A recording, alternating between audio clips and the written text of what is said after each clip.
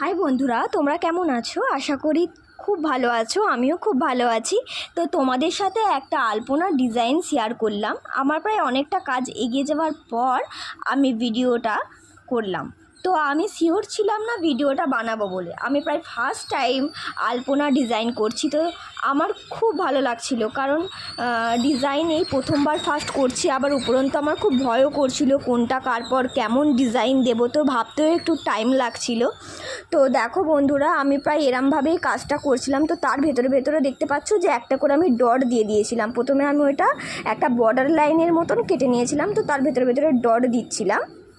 তো প্রায় এটা আমার প্রায় হয়ে গেছিলো। তারপরে কি দেব ভাবতে পারছিলাম না যে এর ভেতরে কি ডিজাইন দেওয়া যায়। তো অনেক ভেবে ভেবে আমি প্রায় এই ডিজাইনটা ক্রিয়েট করেছি। তো কেমন লাগছে বন্ধুরা?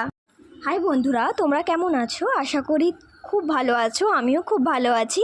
তো তোমাদের সাথে একটা আলপনার ডিজাইন শেয়ার করলাম। আমার প্রায় অনেকটা কাজ এগিয়ে যাওয়ার পর আমি ভিডিওটা করলাম।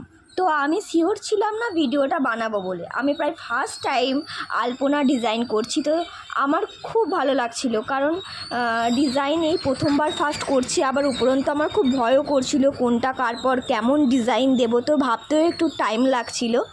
তো দেখো বন্ধুরা, আমি প্রায় এরমভাবেই কাজটা করছিলাম। তো তার ভেতরে ভেতরে দেখতে পাচ্ছ যে একটা করে আমি ডট দিয়ে দিয়েছিলাম। প্রথমে আমি ওইটা একটা বর্ডার লাইনের মতন কেটে নিয়েছিলাম, তো তার ভেতরে ভেতরে ডট দিচ্ছিলাম।